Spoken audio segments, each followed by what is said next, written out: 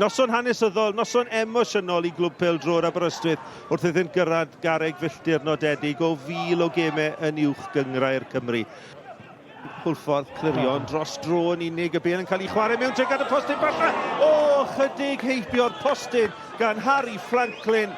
Cyfle gorau'r gêm yn dod wedi 11 munud. A Jack Thorne a Jamie Veal yn cyfuno am y tro cynta efallai yn y gêm, Sean. Wel, y sgil i ddechrau. Gwych. A wedyn y croesiad yn un da. Dda'n gyfle dda. Sa'n credu bod Franklin cweit yn gallu blaen i flaen i droed iddi. Rhys mewn i drad. Pediad da. Ergyd nerthol a chydig heibio'r postyn. A Jordan Davies ar fenthyg o Geicona. Taran o ergyd a chydig heibio'r postyn Zabre. Wel, cic cornel fydd i, Mike. A mae hwnna'n golygu bod yn arbennig gan Zabre yn y gol. Cael llaw i honna. A just hibo'r postyn.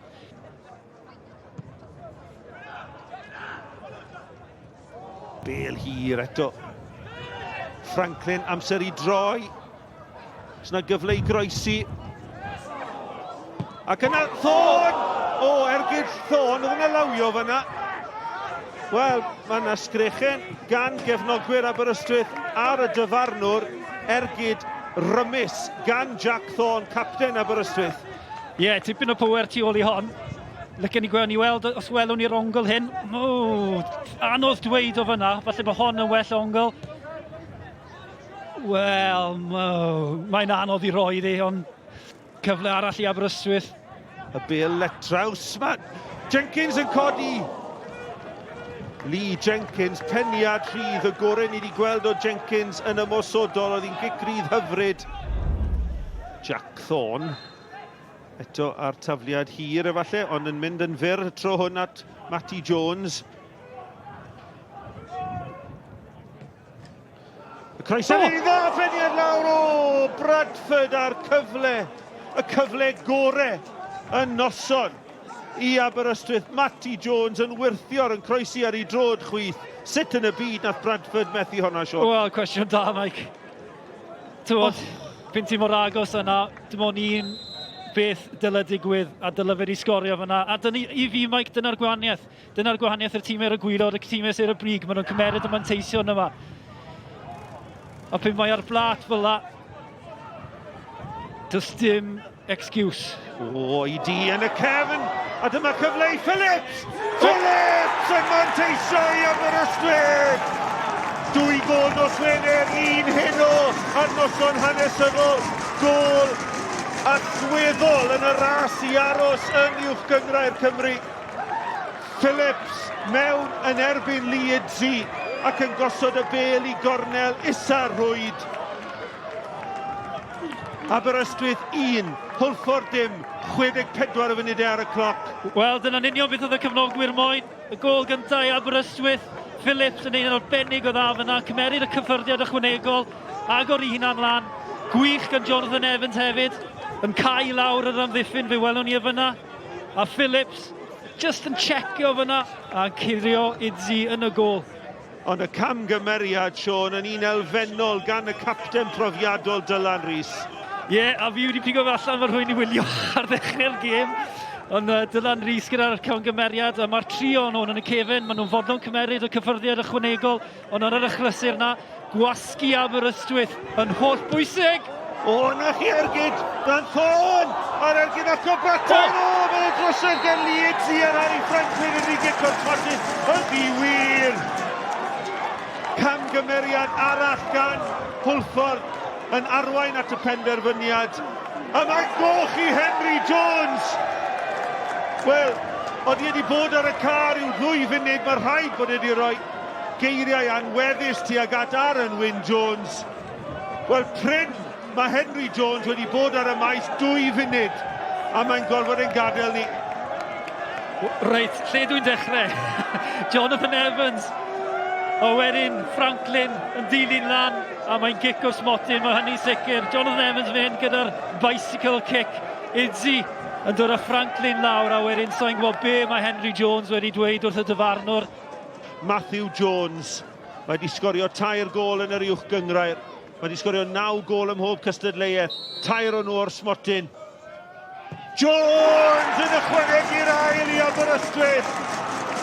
A gyda chydig dros chwarter awr yn weddill, mae'r rhai bod Aberystwyth yn ffefrynnau gipio'r pwyntiau yn y gêm allweddol hon. Wel, Matthew Jones, pwysau Aberystwyth ar ysgwyddau ifanc, yn cadw i ben, yn cwpo ar ei ben ole, ond fydd e ddim yn becso. Mae'n 2 gol i ddim i Aberystwyth. Dwi'n teimlo bod fi wedi gweld yr ail hanner yma gyda'r bêl bron i gyd yn hanner Hwlffordd. Kieran Lewis, ac mae yna rediad tu ôl yr amddiffyn y cyfle fan hyn, a'r bêl yn cael ei chodi dros y bar gan Jordan Davies. Pas hyfryd gan Kieran Lewis. Ie, mae Davies yn gwneud hwn trwy'r nos, yr hediad lletraws. Mae pob chwaraewr mewn gwyrdd a di wedi arwain drwy asiampl ar y noson hanesyddol emosiynol yma i'r clwb. Dyma Rhys, chwilio'n ffordd yn ôl i'r adar gleision, y peniad lawr, ond unwaith eto Aberystwyth yn cyrraedd yna gynta. Oedd yn ildio'r meddiant Corey Shepherd, mae yna droi fyna, oedd hwnna'n gico'r smotyn. Wel, oedd Aaron Wyn Jones ychydig tu ôl y chwarae'n yn farn i Kieran Lewis.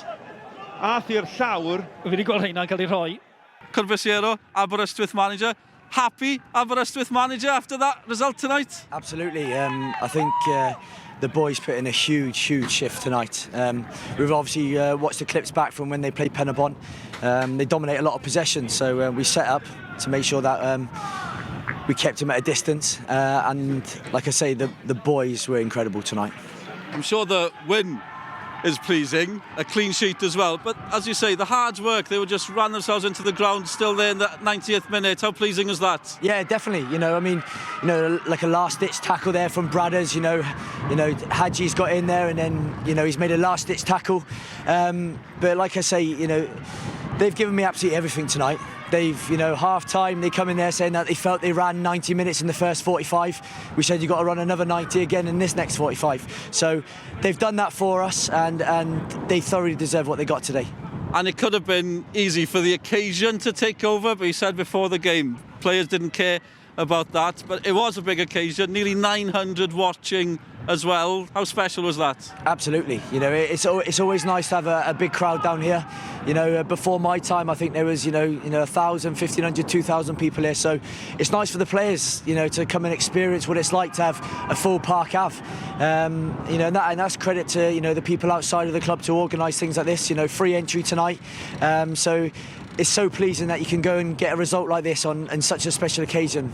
2 errors obviously for the goals, but to be fair, our performance levels weren't where we expected them to be tonight. How do you explain that after the recent games? Because we've all been going on about the performance, and they have been very good results against Newtown and Penabon. What went wrong tonight, do you think? Yeah, it's hard to explain, because we've come off the back of 2 good performances, but tonight we were probably second best in probably too much. Playing had enough possession, but probably didn't create enough until late in the game. But again, a couple of mistakes. We're going to be disappointed with the goals, obviously.